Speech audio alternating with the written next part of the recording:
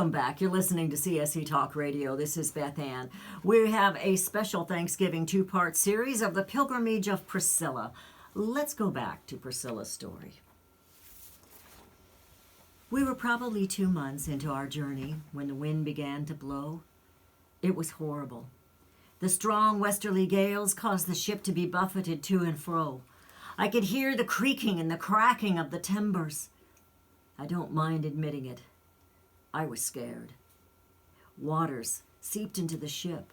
Everything was damp and cold, even our sleeping quarters. Passengers became ill. Conditions were dirty and filthy and unfit. Adding to our misery, the misery of cold and wet, our provisions of food were lacking. The portions were inadequate for keeping good health. It was horrible. I was afraid. I was afraid as I watched many, particularly the women and children, grow sick and weak from the conditions. While yet at sea, one passenger passed away, as did one of the crewmen. We would soon discover death would not be a stranger on this journey. Because of the failing health and the cramped conditions, the patience of all continued to grow thin, to say the least. Tempers were beginning to rage, and there was talk of mutiny. It was mid to late November, as I best remember, when we spotted land. Oh, what a beautiful sight that was! I was told we were looking at Cape Cod Hook. I believe today you call it Provincetown Harbor.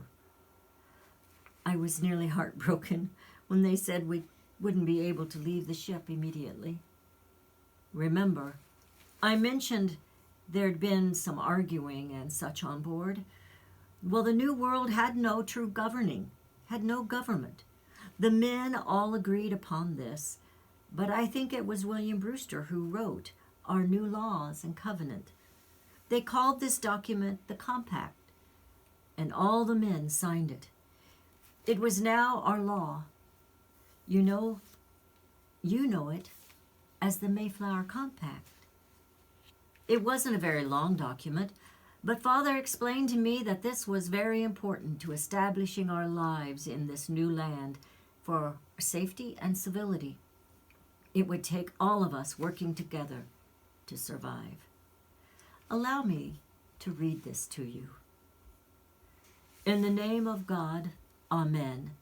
We whose names are underwritten, the loyal subjects of our dread sovereign Lord King James, by the grace of God, of Great Britain, France, and Ireland, King Defender of the Faith, etc., having undertaken for the glory of God and advancements of the Christian faith and the honor of our King and country, a voyage to plant the first colony in the northern parts of Virginia, do by these presents, solemnly and mutually in the presence of God and one another, covenant and combine ourselves together into a civil body politic for our better ordering and preservation and furtherance of the ends of aforesaid, and by virtue hereof to enact, constitute, and frame such just and equal laws, ordinances, acts, constitutions, and offices from time to time that shall be thought most meet and convenient for the general good of the colony, unto which we promise all due submission and obedience.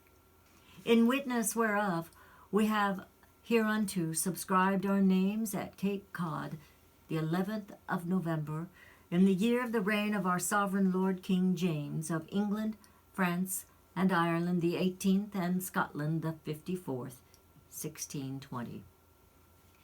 Each one of the men signed the compact.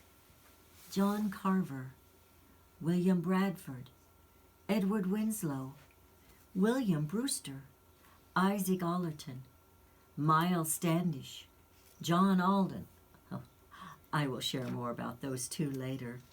Samuel Fuller, Christopher Martin, William Mullins, William White, Richard Warren, John Howland, Stephen Hopkins, Edward Tilley, John Tilley, Francis Cook, Thomas Rogers, Thomas Tinker, John Rigsdale, Edward Fuller, John Turner, Francis Eaton, James Shilton, John Crackstone, John Billington, Moses Fletcher, John Goodman, Dagory Priest, Thomas Williams, Gilbert Winslow, Edmund Margeson, Peter Brown, Richard Britteridge, George Soule, Richard Clark, Richard Gardner, John Allerton, Thomas English, Edward Doty, Edward Leicester.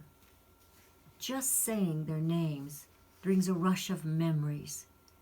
We were on the boat for what seemed like a long time, but truly a short time in our lives.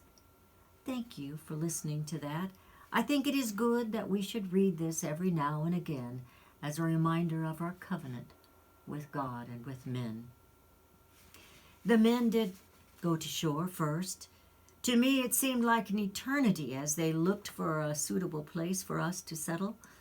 They built modest dwellings for us while we stayed on the Mayflower, trying to make the best of our horrible accommodations and care for those who were oh so weak and ill. Oh, it made my heart ache. Many who made this long journey would not live now to even step upon the land they sought to build with new lives. It was winter now. We finally went ashore and began to make homes. The winter was harsh and brought death. I never knew winter could be so cold and so cruel. William Bradford eloquently penned it this way, "And for the season, it was winter. And they that know the winters of that country know them to be sharp and violent, and subject to cruel and fierce storms, dangerous to travel to known places, much more to search an unknown coast. Besides, what could they see but a hideous desolate wilderness, full of wild beasts and wild men? And what multitudes there might be of them, they knew not."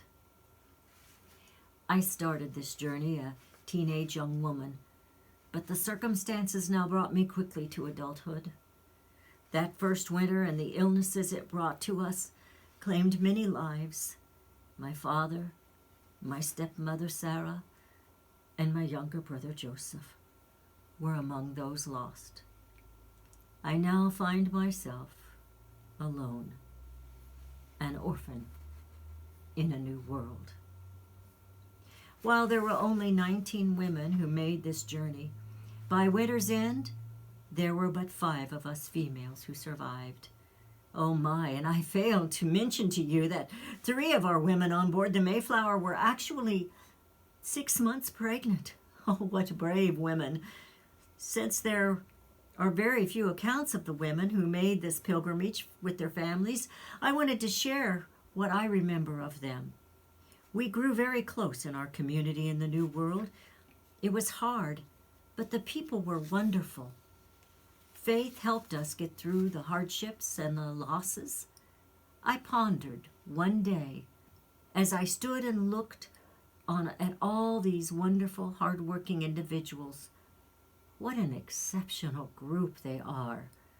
Most left their worlds of comfort to seek a new life, never again to see the families they left behind or the loved ones they had just buried. I didn't quite understand when my father told me this was my journey, was our journey. But as I watched for this moment, I felt it. I felt it deep inside. I don't know the future of this new world or this land of unimaginable opportunity, as they said, but at this very moment, I felt it.